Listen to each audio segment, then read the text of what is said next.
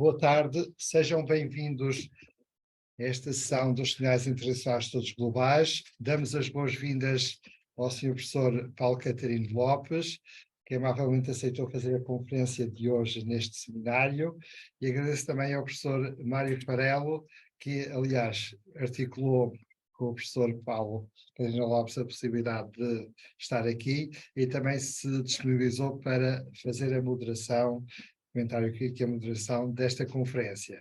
São dois grandes especialistas nestas áreas, é uma honra que temos em recebê-los nesta casa e, portanto, agora passo de imediato a palavra ao professor Mário Farelo para apresentar o conferencista e moderar a sessão. Sejam bem-vindos. Muito obrigado, professor. Portanto, é com um grande prazer que aqui estou mais uma vez, nestes importantes seminários, desta feita para apresentar o meu colega e amigo Paulo Lopes, que já nos conhecemos há muitos anos e, portanto, é um verdadeiro prazer poder partilhar esta sessão com ele e, portanto, passo desde já a apresentá-lo. Portanto, o professor Paulo Lopes é mestre e doutor em História, com especialização em História Medieval pela Faculdade de Ciências Sociais e Humanas da Universidade Nova de Lisboa e membro integrado do Instituto de Estudos Medievais, uma unidade de investigação da referida faculdade. Neste momento, o professor Paulo é investigador contratado pela FCSH com um projeto intitulado Portugal and Foreigners in the Middle Ages, Comparative Study of Mental Representations and Identity Constructions that can be found in written productions evocative of diplomatic and intellectual relations. Ou seja, se repararem neste autêntico programa herculeano de estudos, obviamente, está plasmado, diríamos, as grandes áreas de trabalho do professor Paulo, que na verdade tem-se desenvolvido em torno de duas grandes áreas. E trabalho esse que obviamente é hoje uma referência tanto a nível nacional quanto a nível internacional. E desta feita não são palavras de circunstância, é verdade. Porque na verdade ele é cada vez mais um especialista de enorme reconhecimento lá fora nesta temática, sobretudo das viagens. E é de facto nesta temática das viagens, da circulação e da mobilidade, que se inscreve, de facto, a primeira grande área de investigação do professor Paulo. E em paralelo com essa, portanto, e até podíamos juntar também as peregrinações, portanto, viagens, circulação, peregrinações, mobilidade, diríamos esse primeiro eixo de atividade, ao qual se relaciona também um segundo, sobretudo focado nas relações diplomáticas, as relações internacionais, as relações com o outro, não é? O que neste momento a historiografia conceptualizou em torno do otherness, não é? Do outro, portanto, das diversas cambiantes das relações entre duas entidades eventualmente diferentes. E mais recentemente também enverdou pela história ambiental, não é? Portanto, também com os contributos importantes sempre no contexto deste desenraizamento, não é? De facto causado pelas viagens. E, portanto, é com muito prazer, e vou atalhar a minha apresentação, porque obviamente o que interessa aqui não é me ouvir, é o professor Paulo. De facto, é com muito prazer que dou a palavra ao Paulo, o qual vai-nos hoje falar com uma conferência intitulada A Viagem Medieval e os seus escritos como espelho de uma sociedade e uma cultura e do diálogo intertransnacional. Muito obrigado. Boa tarde a todos. Eu vou então dar início à apresentação. Isto é um tema, o tema das viagens e da circulação. As viagens e os seus escritos, não é? Como espelho de uma sociedade, de uma cultura e do diálogo transnacional, é um tema que tem conhecido um grande desenvolvimento nos últimos anos, mas durante muito tempo esteve como que assim um pouco apagado devido a um preconceito e a um mito que existia com peso, que apesar das evidências demonstradas, por exemplo, pelas cruzadas, pelas expedições muçulmanas, pelo movimento de expansão dos escandinavos a leste e a oeste, pelas campanhas de missionação e muito especialmente pelas peregrinações cristãs, que de modo constante cruzavam os espaços heterogéneos da cristandade, nunca se concebeu a Idade Média como um período associado a uma circulação forte, à mobilidade e, enfim, à prática da viagem, nomeadamente longo curso. Portanto, isto era uma problemática historiográfica normalmente associada à época moderna e à época contemporânea. normalmente eram estudadas nestes âmbitos, considerando-se um medievo como um período em que, devido ao predomínio da ruralidade, como é natural, e numa perspectiva de longa duração, devido à extrema debilidade da vida urbana e das trocas comerciais de médio e largo curso, que não favoreciam as deslocações, portanto, considerava-se um medievo como um período em que sustentava-se uma sociedade que era fechada, cristalizada, um bocadinho monólita, digamos assim. No entanto, nos últimos anos, vários estudos têm contribuído para no fundo, para afastar esta visão demasiado priorística, simplista e redutora. Em particular, para o período tardo-medieval, portanto, Baixa Idade Média, séculos XII a início do XVI, os historiadores têm vindo a demonstrar como a sociedade, sobretudo a sociedade do Ocidente medieval, mas não só, porque o mundo judaico e o mundo muçulmano, que já iremos ver com mais atenção, também desenvolveram muito esta componente, de forma muito marcante, portanto, mas sobretudo a sociedade do Ocidente medieval experimentou uma intensa circulação de pessoas, objetos, ideias e paradigmas, o que é um dado que quebra o mito e que é muito relevante. Desde logo, podemos verificar isto ao nível da sociologia dos viajantes, ou seja, o que temos que reter é que os praticantes dos caminhos, como chamamos, constituem um grupo humano tão amplo quanto diversificado e que nesta medida se apresentava transversal a toda a sociedade coeva. Quer dizer, pronto, para além dos grandes grupos, não é? Dos nobres, dos clérigos, onde incluímos aqui os legados papais e os agentes diplomáticos como figuras de topo, e também dos muitos mercadores das cidades emergentes da Europa, nomeadamente do século XII ao início do século XVI, mas para além destes grandes grupos, existia toda uma imensa galeria de subgrupos, de subtipos, destes estudantes, peregrinos, missionários, guerreiros, assaltantes, filhos segundos em busca de fortuna. O nascimento de Portugal está diretamente relacionado com esta questão. Monges que circulavam entre mosteiros, não raras vezes transportando aquilo que era um tesouro, um verdadeiro tesouro para a época, que eram os livros, mensageiros, menestréis, almocreves, quer dizer, camponeses, funcionários, artesãos, exploradores. Havia toda uma imensidão de figuras sociais, também os pobres, os vagabundos e os que fugiam à lei, portanto, entre muitos outros. Portanto, havia todo um tipo de sociologia que praticava os caminhos, porque aqui tínhamos vários níveis de viagens. A ida à feira, ao domingo, a ida à missa, isto constituía uma saída, uma deslocação. E depois as viagens de médio curso e as de longo curso, por exemplo, ao Extremo Oriente, que também falaremos com alguma atenção.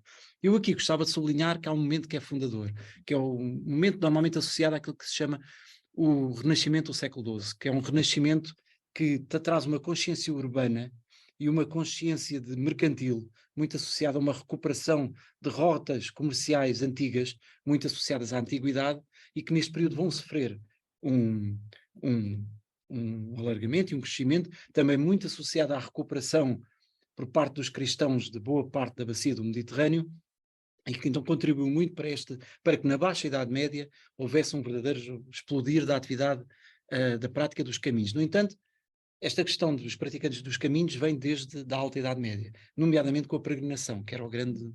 Temos N exemplos, o caso da Egéria, no norte da Península Ibérica, é um dos melhores exemplos, e que era uma mulher, portanto, e que fez uma viagem que ficou, digamos que foi marcante. Portanto, todos, em maior ou menor grau, todos os elementos da sociedade circulavam, ok? E era uma moldura humana ampla, diversificada, e que no fundo integrava a mobilidade e a circulação como uma prática cotidiana de uma época à qual isso está completamente dissociado, devido a uma série de figuras tipo, desde filmes a todo um certo imaginário que foi sendo desenvolvido acerca desta questão. Portanto, falamos mesmo de um preconceito, de um mito que, em relação a este tema, podemos desconstruir, não é? Eu sublinho aqui o caso dos peregrinos, temos aqui uma representação do Romeiro, porque, portanto, a dado momento, em simultâneo ou exclusivamente, foram os peregrinos que, sempre em busca de santuários e de relíquias que permitiam obter graças e proteções celestes, portanto, que deram uma dimensão espiritual à prática dos caminhos, de uma dimensão que ia muito para além da motivação profana, da mera motivação, se fosse de comércio ou de guerra. Nós depois iremos focar um pouco mais à frente este aspecto, mas como é natural, havia praticamente tantas motivações para viajar como existiam figuras tipo da sociedade, portanto, desde a peregrinação, a guerra, a diplomacia, N situações associadas às categorias sociais que já referimos. Portanto, no entanto, nomeadamente na Alta Idade Média e na Idade Média Central, a questão da missionação e da peregrinação são fundamentais. O peregrino é uma figura, aliás, a palavra estrangeiro, que vem de extraneus do latim, e era peregrino. Peregrino era o estrangeiro. Portanto, isto revela como há uma dimensão do homem medieval que é fundamental e que é um termo, um conceito que foi passando, que agora se recupera, que é a questão do homo viator. O homo viator e está muito associado ao peregrino, portanto, o homo viator era alguém que percorria um caminho desde o nascimento até à morte. Portanto, era uma concepção, era uma visão conceptual da existência humana. Portanto, este caminho tinha a ver com, tanto há uma entidade que se torna física ao nascer, o ser humano, com o objetivo de experimentar uns anos de vida no espaço terreno antes de encontrar Deus. Portanto, isto era o que a Igreja, a autoridade suprema, difundia, divulgava, tanto e que a população, nomeadamente o povo, não tinha quaisquer razões para duvidar. Estamos a falar de um período onde a Igreja é o foco, o motor. Portanto, esta ideia prevalecia, portanto, que existia um caráter provisório de existência terrena do ser humano. Portanto, a condição da pessoa, então, era ontologicamente, desde o início, a de um peregrino. Portanto, e a vida era o caminho.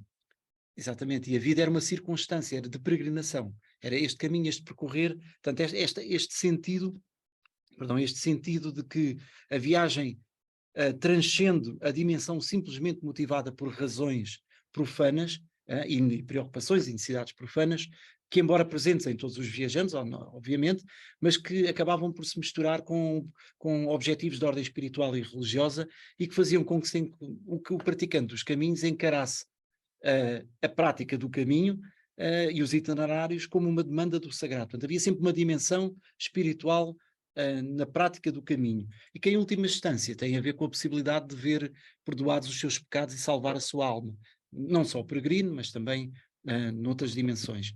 A cruzada normalmente não é associada, mas a cruzada era uma peregrinação, por exemplo. Aliás, em relação à cruzada, depois há um conjunto de preconceitos que teriam de ser trabalhados, mas que em relação a esta questão da alteridade, da dimensão do outro, da peregrinação e da viagem, porque a cruzada é provavelmente o primeiro grande momento de contacto entre o Oriente e o mundo ocidental de uma forma contínua, com rotas abertas, com tráfego contínuo, portanto, à parte da questão guerreira e militar, não é?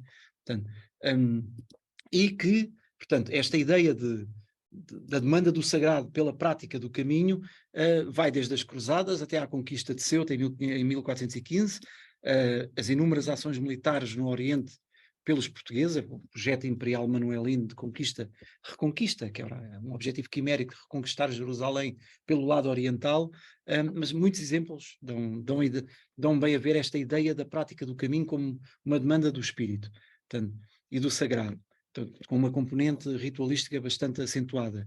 Portanto, e este sagrado está presente na própria busca de segurança para o trajeto a percorrer. Digamos que todos os relatos de viagem medievais e modernos intercalam constantemente este tipo de notícias profanas com o tipo de notícias relacionadas com esta questão do sagrado. E agora, evocando Jacques Lugoff, por exemplo, e Jean-Claude Schmitt, falamos de um período em que o símbolo é rei, de certa maneira. A Idade Média, em muitos aspectos, é uma floresta de símbolos. Portanto, em que não raras vezes, o percorrer os caminhos significava enfrentar constantemente todo um conjunto de marcas e de ameaças que colocavam em perigo o viajante, não só em termos físicos, mas também em termos espirituais. Okay? Basta ver a tradição bíblica e da patrística para percebermos esta dimensão. Portanto, proteger aqueles que se aventuravam nestes caminhos era uma das prioridades. Portanto, aí esta questão do peregrino. E depois a própria questão do receio e do medo do outro, porque de certa forma estamos a falar de uma sociedade onde, apesar de um mundo urbano estar a despertar, principalmente após o século XII, mas a ruralidade continua a ser naturalmente a preponderante. Portanto, esta questão dos caminhos e do perigo associado aos caminhos é extremamente importante. Não seria bem o foco aqui desta comunicação, mas podemos falar desde a geografia ao clima, à questão dos salteadores, na parte marítima, a pirataria e o corso, na parte fluvial, a ausência de pontes, a presença contínua de taxas, as taxas mais elevadas na Idade Média, eram precisamente as portagens fluviais, hoje em dia nós queremos atravessar um caminho, tenho um rio, é fácil, é basta ir a uma ponte, mas estas pontes eram poucas e tinham uma representação fortíssima mesmo para o poder local. A construção de uma ponte era um símbolo de poder local e também de um certo mecenato. Ainda se paga as taxas da ponte. Ainda se pagam as taxas da ponte 25 de Abril, exatamente. E as portagens Exatamente. E, por exemplo, há um documento de uma viagem a um concílio feita por portugueses, em que para passar uma determinada ponte, um rio em Castela, era necessário um salvo-conduto especial do rei, porque era uma questão mesmo importante. Portanto, falamos de uma época onde viajar é de facto uma aventura e é uma completa ruptura com o cotidiano. O cotidiano é seguro dentro das suas possibilidades e normalmente é limitado, mas só o tipo de caminhos, os carreteiros, por exemplo, caminhos mais pequenos, menos sinalizados, normalmente imaginamos logo as estradas romanas, mas havia um sem número de caminhos e que evocavam perigos. Um exemplo, por exemplo, que podemos dar, que é fortíssimo, que foi estudado pela professora Iria Gonçalves, a questão da Alcobaça, Santa Maria da Alcobaça. De Alcobaça, a Alcobaça chegavam e partiam viajantes, nomeadamente correios, para todos os pontos do país, porque a Alcobaça tinha relações e possessões em todas as partes da nação. Portanto, e é extremamente intensa a prática da viagem em relação a um mosteiro. Estamos a falar de um mosteiro, que é um dos principais, mas é um mosteiro específico. Portanto, depois, eu aqui gostava de sublinhar um aspecto, que é a questão do oceano. E isto porquê? Porque a questão do momento certo para viajar, não é? E do meio, a escolha do meio para viajar, que podemos falar um pouco mais à frente, fazia parte do programa da viagem. Dado que a viagem era essa ruptura com o cotidiano, ela tinha que ser bem preparada, nomeadamente do ponto de vista espiritual. E aqui é fundamental falar da questão marítima, do oceano. Porquê? Porque o oceano não tem só o perigo, nomeadamente o Mediterrâneo, que era um verdadeiro cemitério de navios, não só porque era muito navegado, mas pelos ventos, pelo o curso pelas marés, o curso das correntes, mas a questão do mar, do oceano, mas do mar, assim em termos gerais, podemos falar é que há um medo que fica latente, que é o medo do oceano, que é um dos medos que até ao século XVIII, XIX, continuam a existir mitos, nomeadamente aqui no Tejo, por exemplo, à entrada da Barra, mitos associados a figuras demoníacas, híbridas, monstruosas, quer dizer, ou seja, evoluiu-se na navegação, tornou-se muito mais experimental, na observação, na técnica, melhorou-se em todos os aspectos, mas o medo do mar permaneceu. Foi-se transfigurando.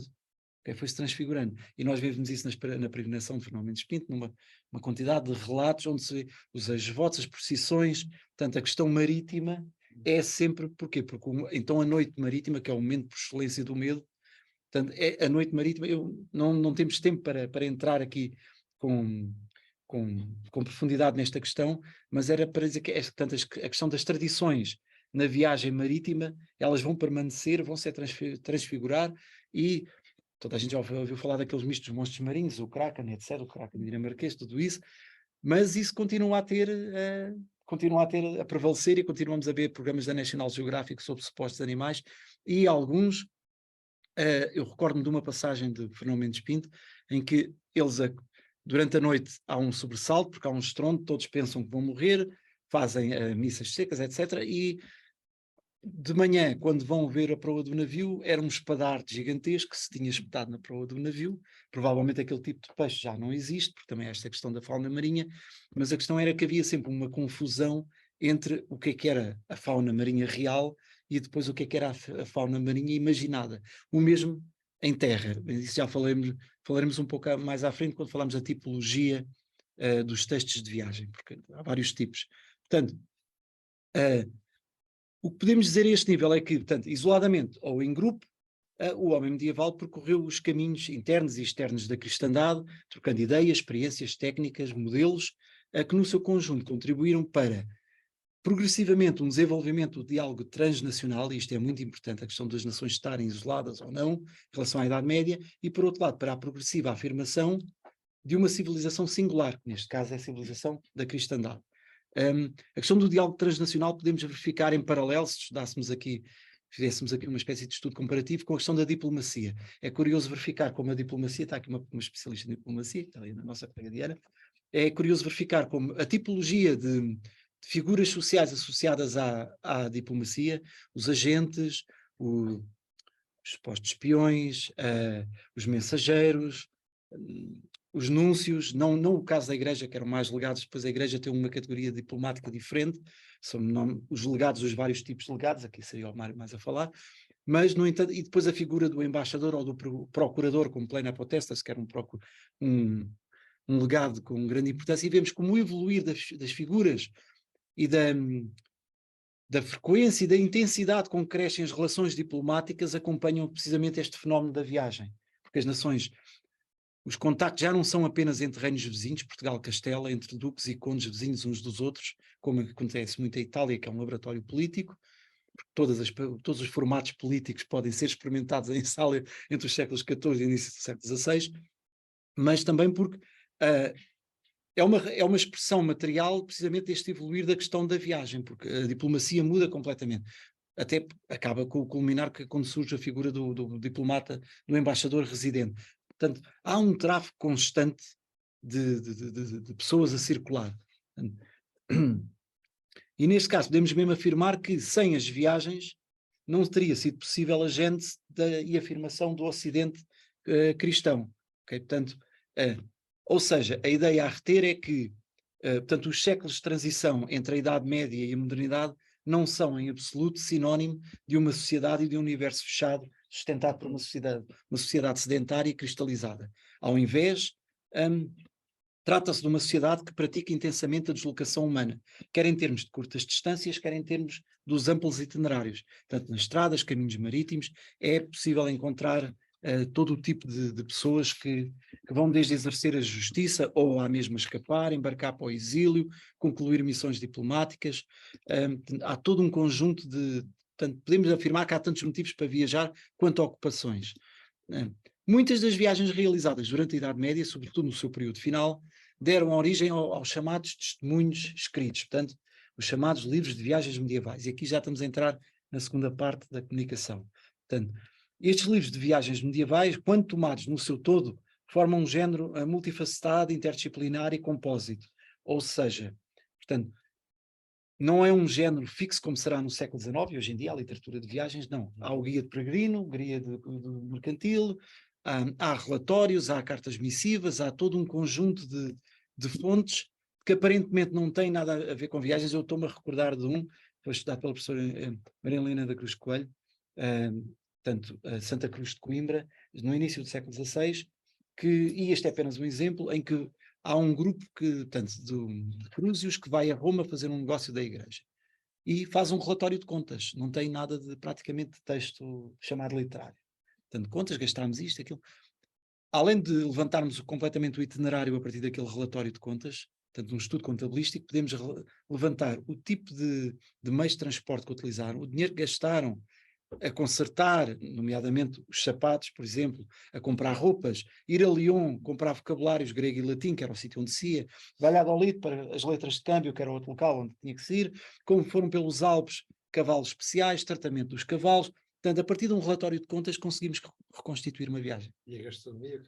A gastronomia, o que comiam, o tipo de medicação, vá lá, que eles poderiam fazer, portanto, todo o conjunto, ou seja, a partir daquele relatório de contas temos logo acesso a uma das componentes mais preciosas de uma viagem, que é a cultura material, o cotidiano e a cultura material. O que é que eles usavam especificamente? O que é que eles comiam? O que é que eles faziam? Portanto, estou-me a recordar o Francisco I, em França, portanto, no início do século XVI, quando decidem atacar Milão, ele decidiu fazer algo, e é considerado, portanto, o Francisco era considerado o primeiro rei do Renascimento francês, mas também pode ser visto como o último rei medieval do Renascimento francês. A questão é que este rei decide imitar Aníbal, o cartaginês, portanto, conquistar Milão pelos Alpes, atravessar os Alpes, só levando canhões. Isto não parece nada, mas as estradas que eles tiveram que abrir para passar os canhões, hoje em dia vêm-se do espaço. ainda são visíveis por satélite, porque eles tiveram que... Aníbal levou elefantes, ele levava canhões, portanto, só, não parece, mas sapadores, portanto, para abrirem o caminho, não parece nada, mas é muito. Fazer a travessia de inverno era uma aventura que nós só imaginamos, não é? Portanto, esta questão dos livros de viagens medievais, portanto, tem a ver com isto, que é um género que é completamente multifacetado, mas que oferece uma visão bastante clara da mundividência da época, ok? E da forma como o homem coevo percepcionava o mundo. Portanto, a forma temos ali explanado desde os medos, o imaginário, a mentalidade coletiva, o património construído, que é uma parte fundamental. Portanto, chegados aqui em relação aos livros de viagens medievais, sublinhamos 3 aspectos, portanto, na comunicação. A viagem, os seus textos, okay? Os procedimentos narrativos, que é importante depois falar disso, e depois damos apenas rapidamente 3 estudos de caso. Existem N estudos de caso, mas podemos referir 3, um deles português, como exemplos, ao longo da Baixa Idade Média, como exemplos de tudo isto que estamos aqui a falar. Portanto, o primeiro aspecto que tem a ver com a viagem dos seus escritos, tem a ver com uma mudança que sofrem quer a concepção do autor, quer a concepção de obra e também do público, ou seja, falamos de aquilo que há de chegar depois na plena modernidade e no mundo contemporâneo, não é? Falamos de uma estética da produção, recepção do texto. Portanto, há um autor, que é o Hans Robert Joss, um alemão, que fala precisamente sobre isto, que tem a ver com o horizonte de expectativas. A expectativa que o autor tem de corresponder ao desejo do público determina a concepção da obra e vice-versa. E esta questão é muito importante, que isto dá aso a uma evolução discursiva que depois, no século XVI, vai vingar de forma bastante acentuada. Portanto, ou seja, o género, podemos chamar assim, dos textos de viagem, começa cada vez mais a ser menos heterogéneo, ok? Mais objetivo. Porquê? Porque cada vez mais fundado na observação e na experiência. E vamos só colocar aqui, isto era em relação ao oceano, eu peço desculpa que entretanto perdi-me no texto, aqui em relação ao Marco Polo. Portanto, eu dei o caso do Marco Polo, mas há outro, o William de Rubruck, há vários viajantes, sobretudo de longo curso, para a Baixa Idade Média. Nós às vezes falamos da Baixa Idade Média como final da Idade Média. A Baixa Idade Média são 3 séculos ou 4, e bem entrado o século XVI, talvez até Trento, portanto, é um período muito longo e que ele próprio tem uma grande evolução. Mas neste caso é assim, não podemos nunca esquecer os escritos da Alta Idade Média nem da Idade Média Central, são importantes. Mas a forma discursiva, o próprio papel do viajante enquanto herói, e isto é um conceito que vem da antiguidade, vai mudar e que vai determinar depois o que se vem a verificar no mundo moderno e contemporâneo. Portanto, esta questão da observação e da experiência é extremamente importante, porque é muito baseado na questão do eu vi e ouvi, isto eram os termos que eles utilizavam muito, ou tive conhecimento por alguém que viu, portanto, ou seja, a matriz verdade começa a ser cada vez mais importante. Sempre tendo em conta que para a Idade Média, aquelas fronteiras que nós hoje estabelecemos entre ficção, realidade, verdade, isso não existe.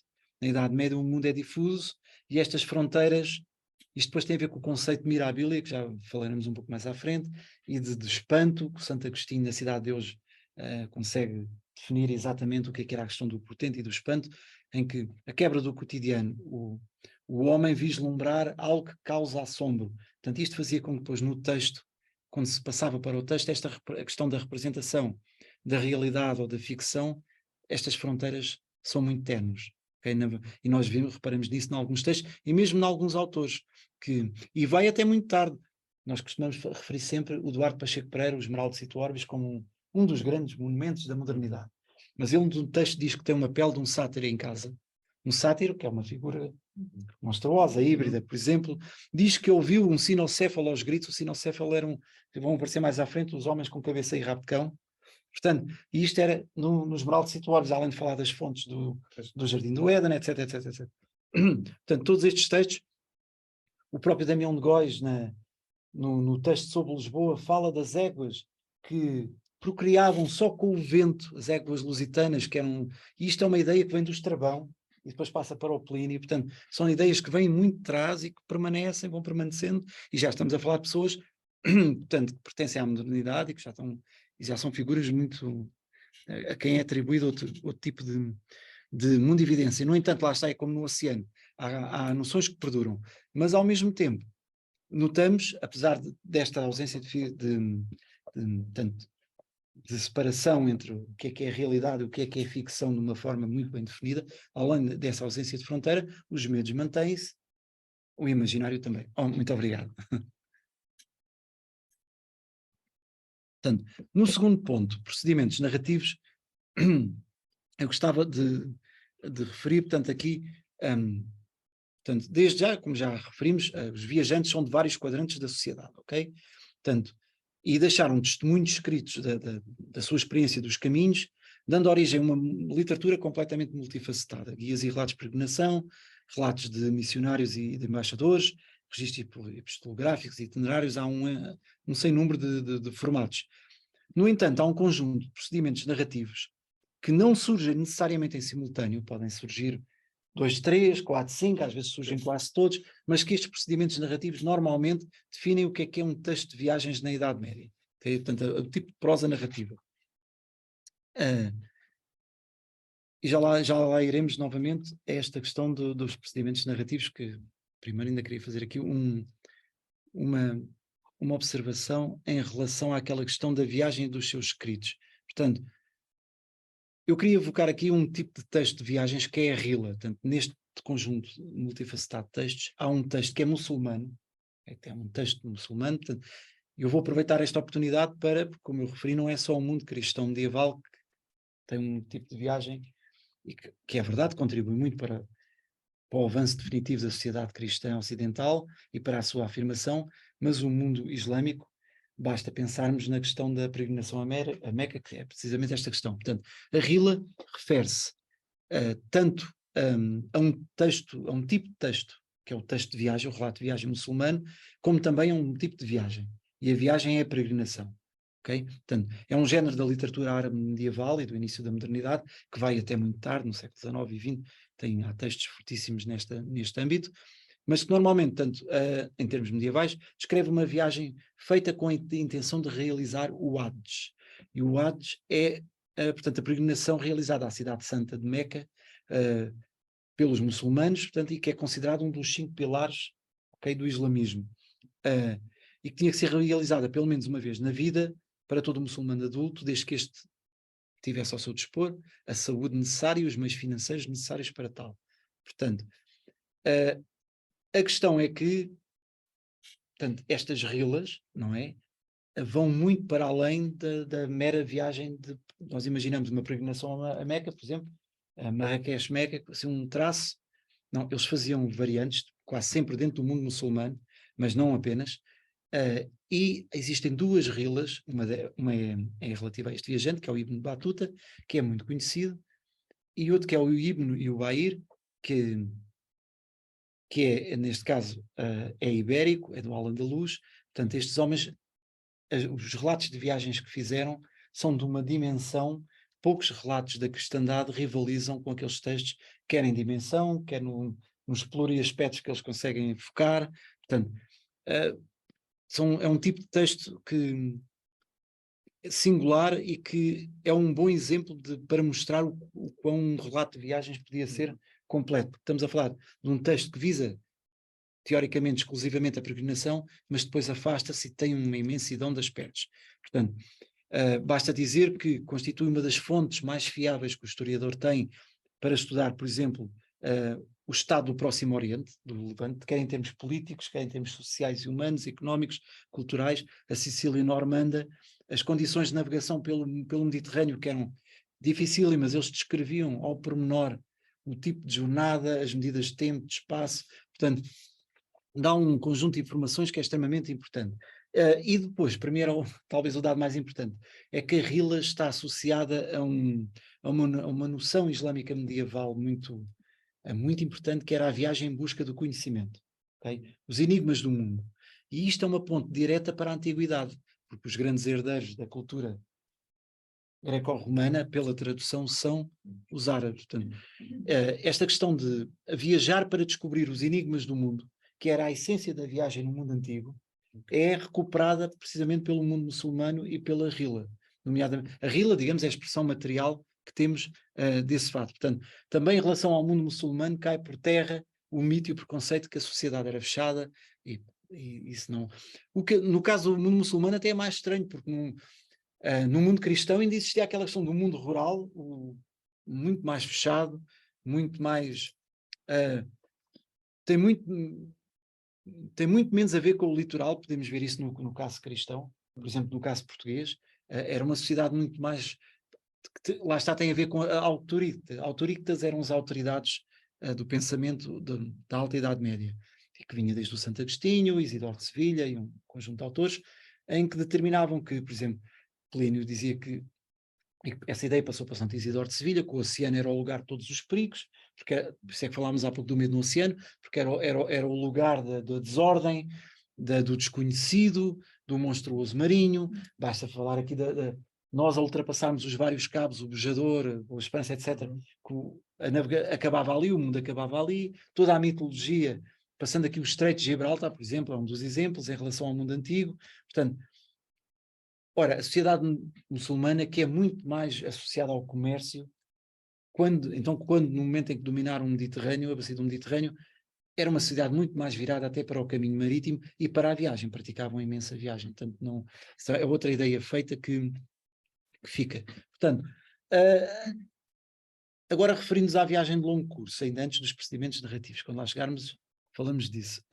Temos aqui uma questão que, portanto, podemos falar de 4 momentos principais em relação a viagens de longo curso na Idade Média que chegavam para esbater, matematizar esta ideia. Como referimos há pouco, os escandinavos, portanto, nas viagens para o leste e noroeste, as primeiras cruzadas, sem dúvida, depois, os séculos XIII e XIV, quando os comerciantes, missionários e diplomatas abrem as rotas até para a China, para o Extremo Oriente, o contacto com o mundo mongol, e este para mim é a componente mais importante de todas estas viagens, por um lado porque o Oriente sempre constituiu o genuíno horizonte onírico do homem medieval da cristandade ocidental. Isto é um texto do Jacques Goffin que define isso muito bem. Portanto, está no Oriente, do Oriente vem todas as maravilhas, vem toda a riqueza, e todo o imaginário cristão é preenchido pelo Oriente. Ora, quando se abrem essas rotas, portanto, as cruzadas abrem em relação ao Levante, portanto, ao Próximo Oriente, mas as viagens à Mongólia, aquilo que nós chamamos de Mongólia e depois à China,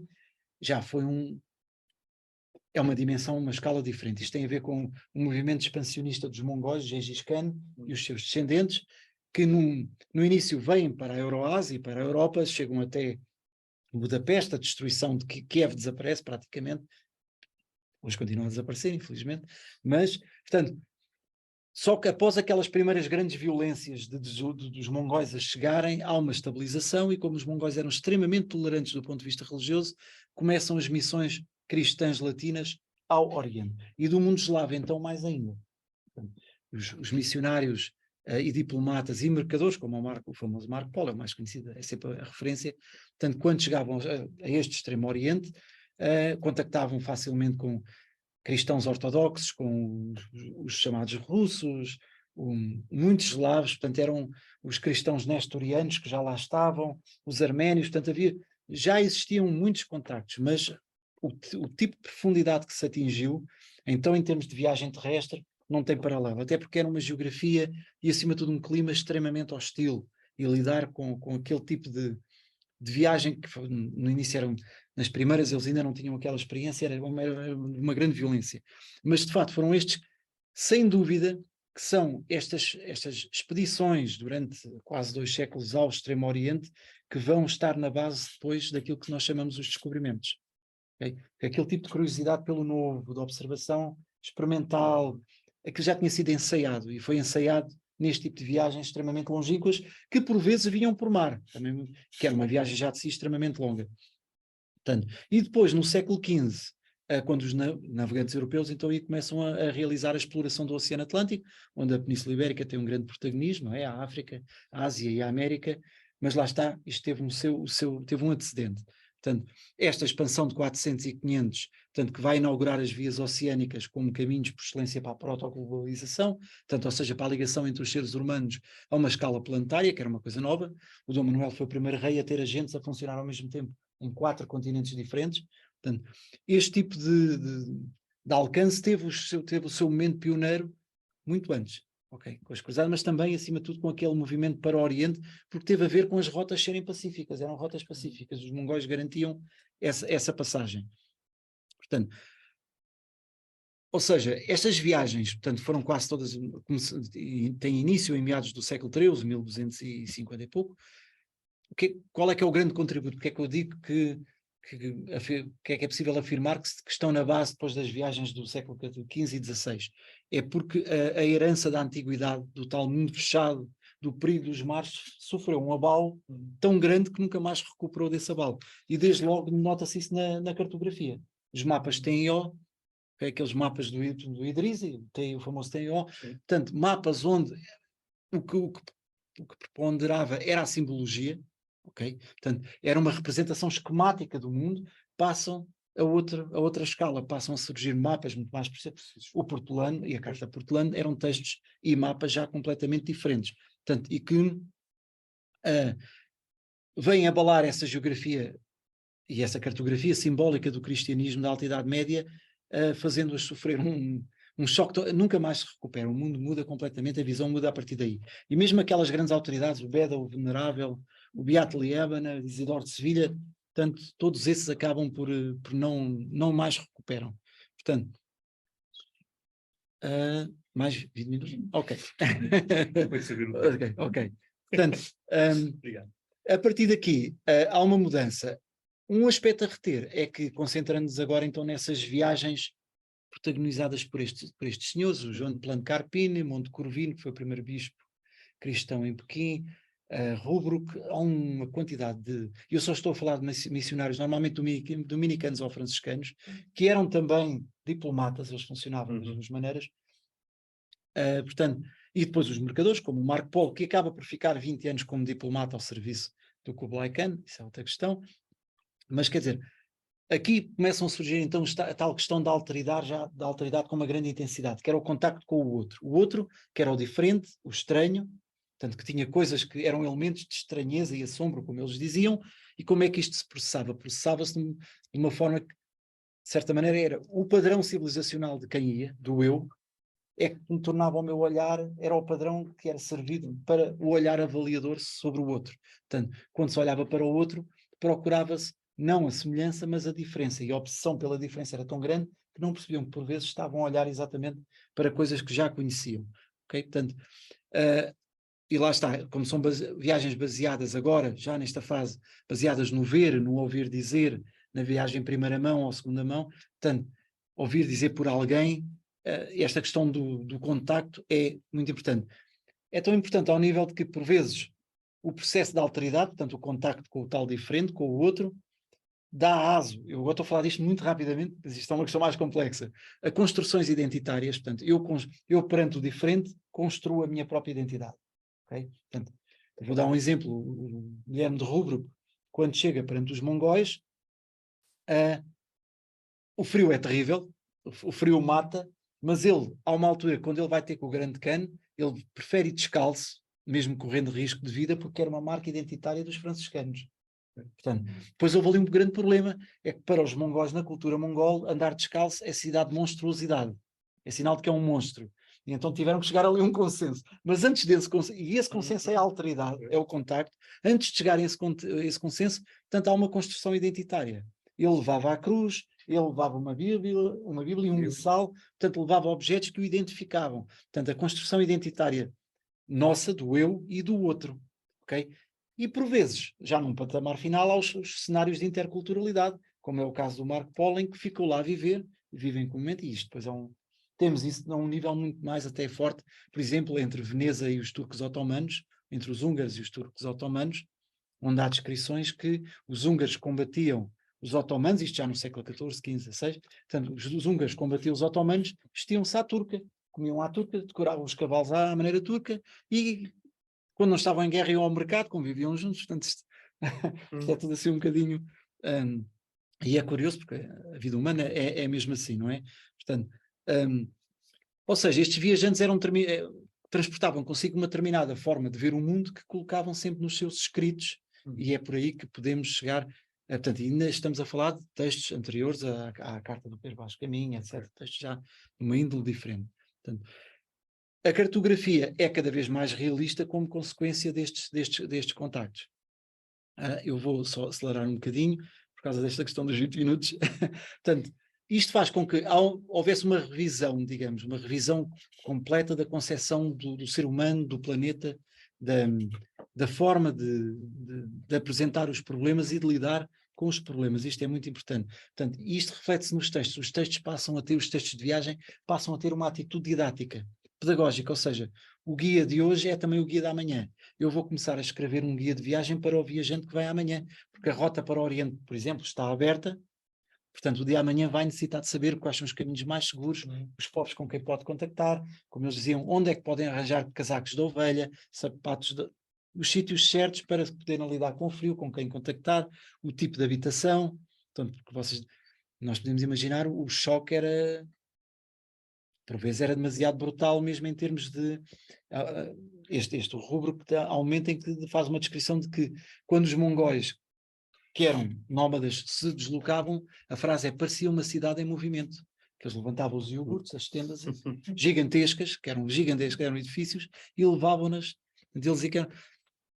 e na sequência disto ele diz que parece que entrei num mundo completamente diferente. Isto é o texto escrito, portanto é ver a primeira reação perante isto, ou perante os penteados das mulheres, a forma como os enterramentos, os rituais funerários, é dos momentos mais emblemáticos. Portanto, eu, entretanto, tinha aqui o Codex Calistino, o Liber Sant Jovi, Codex Calistinius, que é um guia de peregrinação, portanto, a Santiago de Compostela, onde o livro 5º, especificamente, é um verdadeiro guia de peregrinação e de viagem, porque tem conselhos, descrições do percurso, referências aos usos e costumes dos povos que se encontram pelo caminho.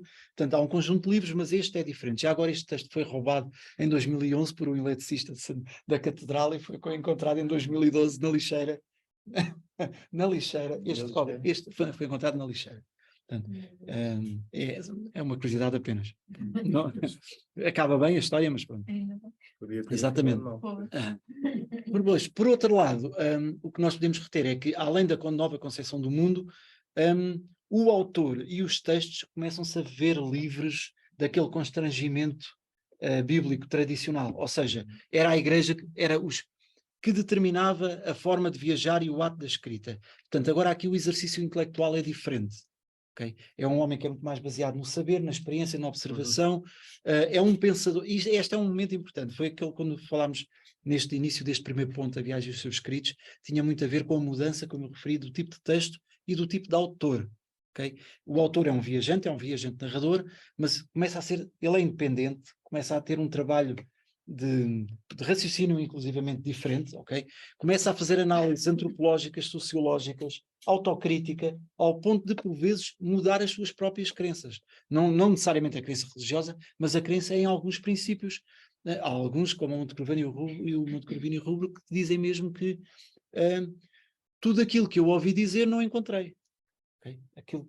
O que era tradicional, eu não, eles dizem, o Marco Paulo diz o mesmo, não encontrei, não me deparei com o que era referido. Portanto, isto é uma forma que portanto, é importante.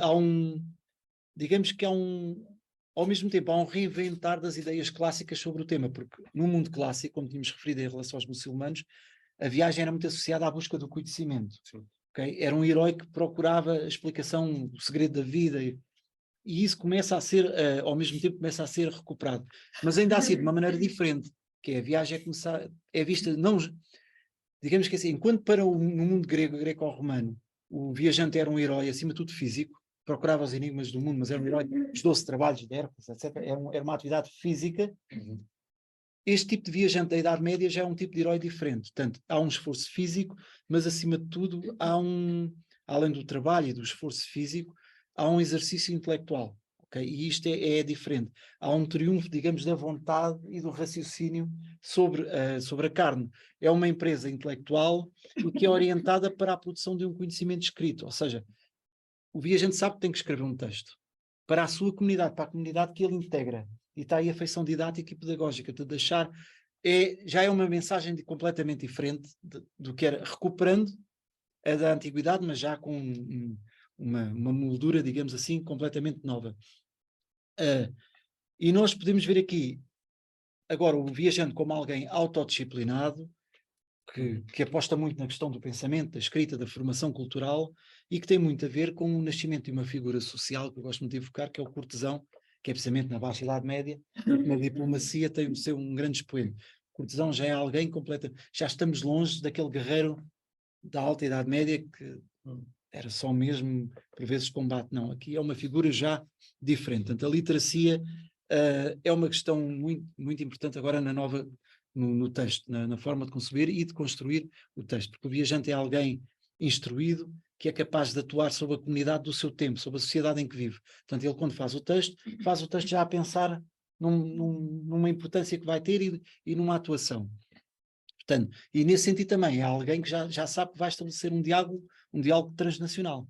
Portanto, se é um agente oficial, ou tanto diplomacia formal ou informal, que vai para a Itália, ele quando escreve sabe que está a fazer um diálogo entre Portugal e a Itália. Portanto, há uma noção diferente, até porque os reinos começam-se a estabilizar e as fronteiras também. Portanto, ou seja, compreendemos como a atitude do homem e da mulher, porque estamos aqui a esquecer a figura, as mulheres foram grandes viajantes também, portanto, como estas figuras mudaram a concepção da época em relação à prática da viagem e à mobilidade, à própria noção da mobilidade humana.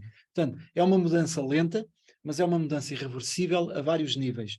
A vontade de abrir horizontes e efetuar mesmo autoanálises críticas, o viajante interroga-se a si mesmo, portanto, a predisposição para ultrapassar conceitos a priori, como vos disse, eu ouvi falar disto, mas cheguei lá e não vi.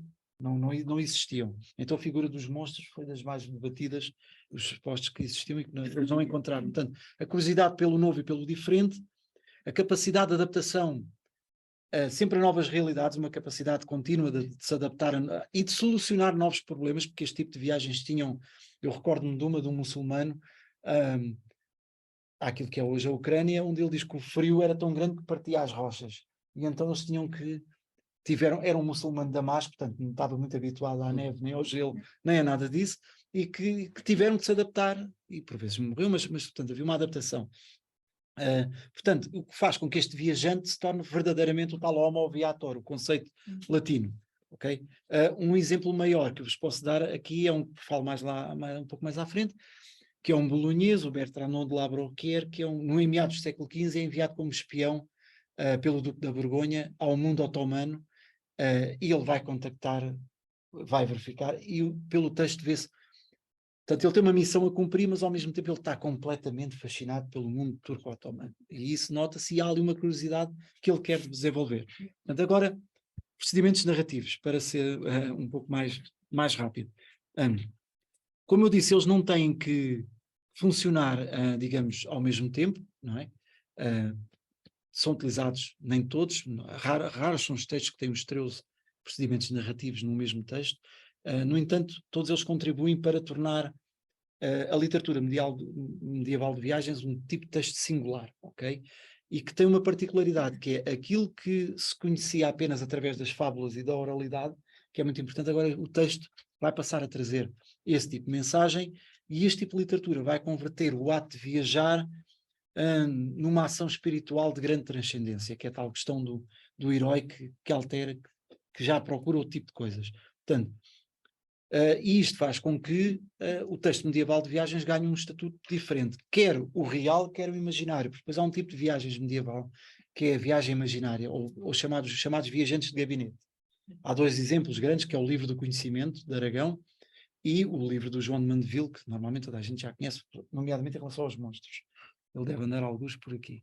Não, é um bocadinho mais à frente. Portanto, mas a questão é que, já agora só assim, para o relato imaginário normalmente era feito por alguém, judeus ou mercadores ou monges que tinham acesso a bibliotecas e a cartografia muito rica e compunha, por vezes eles próprios realizaram partes daquelas viagens, mas compunham um tipo de textos que eram viagens completamente gigantescas que não podiam ser concretizadas na realidade. Portanto, eu vou passar muito rapidamente. O primeiro é o respeito por um itinerário, não é? Portanto, o itinerário é a espinha dorsal do relato de viagens. Depois a ordem cronológica, ou seja, a sequência. O narrador é sempre obrigado a adotar uma sequência temporal. Esta ordem cronológica determina o texto. quer dizer, não é uma absoluta dependência do tempo, não é? Como é o caso da crónica ou da biografia, mas é mais um instrumento, um mecanismo que ajuda a contextualizar a viagem e que marca a cadência, portanto, e que tem uma curiosidade que é, quanto mais o texto é real e obedece à história e mais fiel à realidade, a narrativa abranda e torna-se mais rica do ponto de vista descritivo. Isto tem a ver com as cidades, que já lá vamos. Quando não é assim, a narrativa acelera e os tempos passam-se 2, 3 meses muito rapidamente. E isto tem a ver com o terceiro procedimento narrativo, que é a ordem espacial.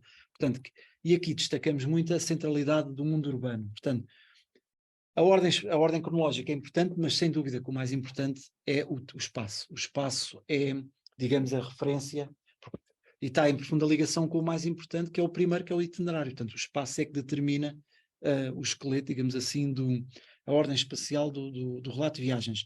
E aqui há uma clara centralidade do mundo urbano, ou seja, as cidades são sem dúvida o grande chamariz do viajante. Quando há cidades, a descrição, lá está a tal ordem cronológica à branda, eles começam a descrever, interessam-se, contam histórias e sobre a cidade.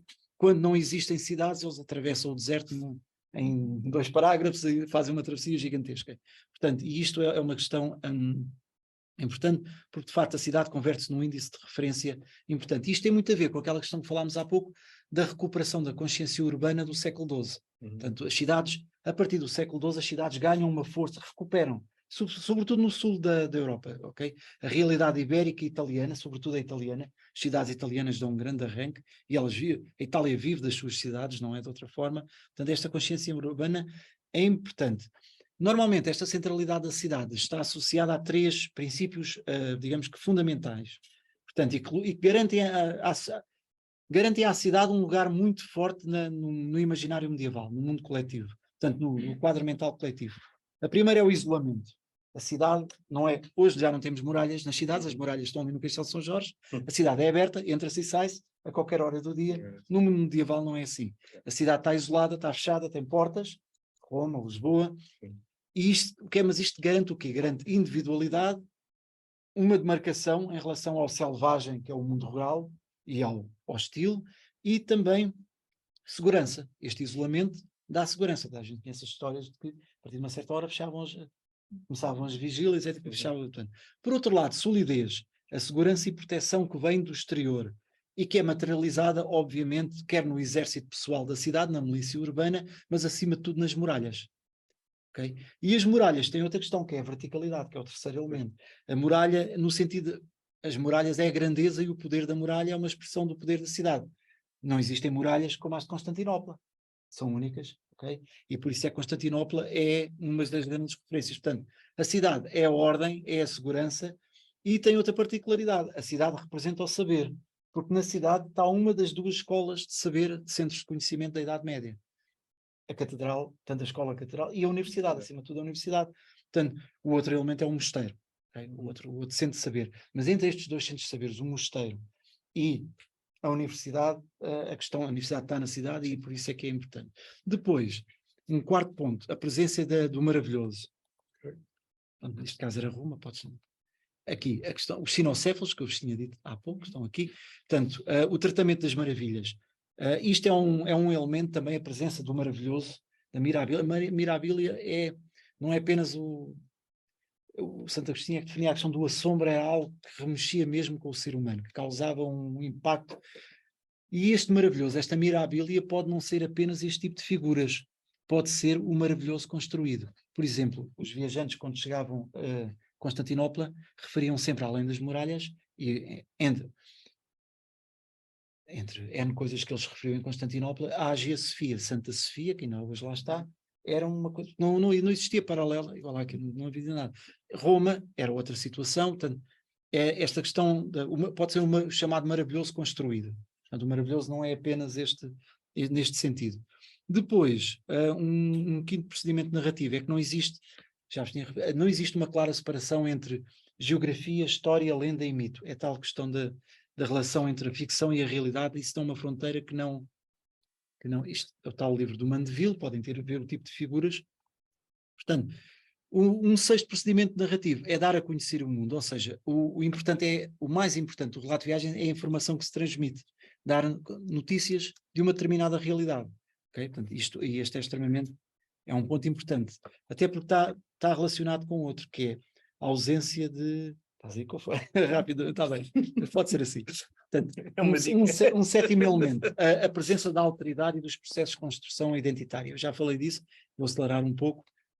Temos aqui, naquele caso, o Gengis Khan e os mongóis, que causaram um grande impacto, mas que foi um excelente exemplo do que era a questão da alteridade, da construção identitária, que variava consoante os objetivos, e depois, em última análise, da interculturalidade, que era quando já viviam juntos. Portanto, normalmente os textos de viagem têm uma ausência de ações paralelas, portanto, eles não param para contar histórias que nada têm a ver. Isto é um procedimento narrativo já do mundo moderno ou do mundo contemporâneo. O que eles contam são histórias relacionadas ou com as cidades, ou com os heróis, histórias políticas da Bíblia, histórias da tradição judaica, mas pronto. E a narração é linear e contínua, quer dizer, andando, normalmente é protagonizada por um personagem só, que pode ser individual ou coletivo. Quando são missões diplomáticas é um grupo de pessoas, normalmente o narrador da história, não é? Quando é um individual, mas que a narração é contínua, quer dizer, eles não param para evocar histórias ou narrativas em paralelo de outro tema.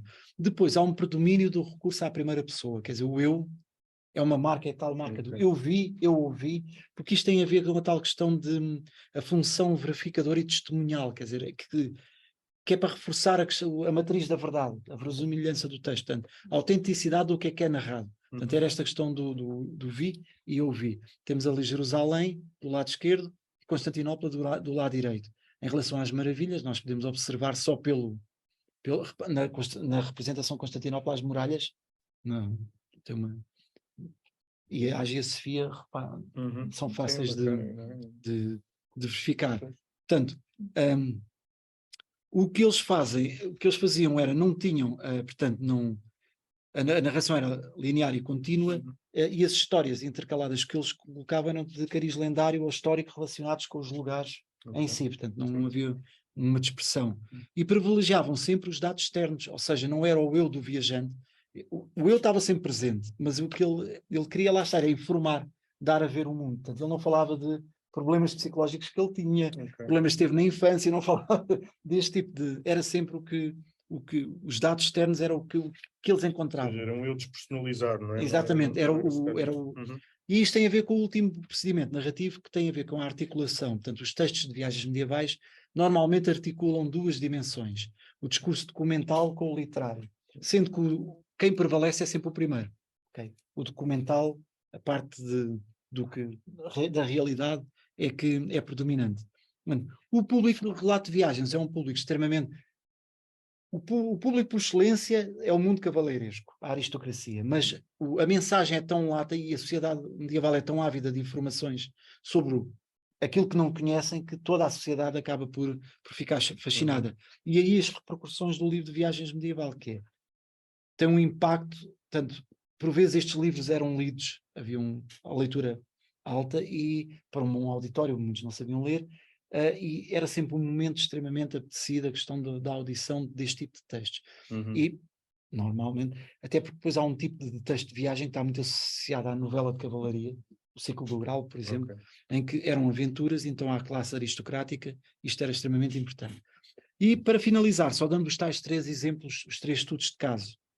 O primeiro, William de Rubruck, que eu já falei aqui várias vezes, que ele vai para o Oriente como missionário franciscano ao serviço da sua ordem, mas também como agente, isto é ele e o São Luís, mas também como agente do rei francês, o Luís IX, que era o São Luís. Portanto, não vai como agente oficial, porque não pode, porque é uma experiência, ontem falei disto à Diana, portanto, que é uma experiência que correu mal, porque o São Luís recebeu uma embaixada dos mongóis, ficou todo contente, viu nessa embaixada a possibilidade, porque eles diziam que eram cristãos, de, por um lado, converter os mongóis e, por outro lado, fazer uma aliança com os mongóis contra os muçulmanos.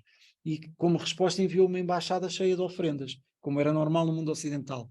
Só que na cultura e civilização mongólica, quando se recebe ofrendas com uma embaixada diplomática, é um sinal de vassalagem e de submissão do outro. Portanto, a resposta dos mongóis foi: muito bem, agradecemos, é um vassalo, então tem que fazer isto em nosso favor. Portanto, ele percebeu que a partir daí não podia enviar Mas mais embaixadores, então não enviou, ia como agente, ele leva uma carta, o rei está-lhe a entregar uma carta, que é uma carta que não se sabe ainda hoje o conteúdo, e que ele vai entregando aos vários canos com que vai contactando na sua viagem ao Extremo Oriente. Depois, também a viagem do tal burgonhês, que eu vos disse, o Bertrandon do Labor, que é, portanto, esta é em 1253-55, século XIII. Está exatamente o percurso que começa ali em Constantinopla, vai até aos limites do mundo mongol e depois volta para São João d'Acre. O burgonhês escreveu um texto que é a Viagem do Outro Mar, que é este aqui, este senhor aqui. Ele é enviado pelo Filipe o Bom da Borgonha e o grande objetivo dele é fazer um texto de espionagem para averiguar a possibilidade de fazer uma nova cruzada contra os otomanos, porque os otomanos, portanto, o texto é de 1432-33, falta muito pouco tempo, faltam 20 anos para Constantinopla cair. A riqueza deste texto é ele dar a ver os costumes otomanos e mostrar, por exemplo, que Constantinopla cair é um mito, porque Constantinopla era uma ilha, estava rodeada do mundo otomano por todo lado, até quase aos Balcãs, portanto aquilo era inevitável e não havia forma de salvar aquilo. E depois há a questão etnográfica que ele refere, que é ele em Constantinopla, e ele teve em Damasco, teve na Terra Santa, ele diz que em Constantinopla a grande maioria das pessoas que circulam já são otomanos. As vilas à volta são otomanas, portanto aquela Constantinopla que existia na mitologia já não existia. Okay? Portanto era uma questão de tempo. Portanto, Constantinopla já tinha caído há muito tempo e era inevitável. E depois, por último, a viagem de um português, que é o Diogo Pinto Pereira da Casa, que é um fidalgo do Ducado de Bragança, que vai para Roma como um agente, vai em busca de mercês do papado, mas vai como um agente e faz um texto espetacular, porque é um texto que foge à frieza dos textos oficiais. É um relato, é uma carta pessoal, e só poderia ser assim porque ele diz mal do Papa, de 2 Papas, diz mal dos cardeais, portanto, por muito menos do que aquilo, destruía-se uma nação. Portanto, o risco que ele corre para fazer aquele texto é inacreditável. Portanto, e o texto ele até é curioso, vem por uma rota completamente diferente, e ele vai entregar em mãos o texto ao Duque de Bragança para não haver, e não se identifica, pelo menos no que sobreviveu, não se identifica. Mas ele fala tudo, fala da Embaixada do Elefante, que é muito conhecida, isto é a imagem do Rafael, a gravura feita pelo Rafael, fala do rinoceronte, fala das guerras, fala de imensas coisas, como ele diz, as festas bacanais em que entravam os cardeais, nas quais ele participou, mas apenas como observador, não fez mal nenhum, não esteve lá, não participou em nada. Portanto, ou seja, é um tipo de texto que dá um tipo de informação que não vem na carta oficial, não vem no documento da chancelaria, não pode. Portanto, ele aqui fala do cotidiano, de várias coisas, do poder que as pessoas tinham, um texto muito vivo, um estilo livre, dinâmico, e que dá uma visão de como Roma era de facto o centro espiritual da cristandade, ao mesmo tempo era uma cidade cosmopolita, cheia de festas e coroações e procissões constantes, e também, mais importante de tudo, era o centro de informação universal. Quem queria notícias tinha que ir a Roma, porque era lá que as notícias vindas do Oriente, dos otomanos, dos portugueses de todo lado, era ali que estavam concentradas. E falava de coisas importantíssimas, como a reforma, nesta altura o Martinho Lutero está em Roma, portanto, há todo um conjunto de coisas, a curiosidade pelo novo, e depois aquela consciência que ele diz isto no texto, ele diz, ele está espantado pelas pompas e vaidades deste século transitório. Portanto, ele tinha a noção do que estava a viver, e ao mesmo tempo isto dá a ver o viajante, lá está, como alguém que intervém, que deixa uma memória, que constrói, e que tem a perfeita noção de que o motor da história já não é a Bíblia e o texto da Igreja, mas é o evoluir em si, o progresso do homem em si. Obrigado.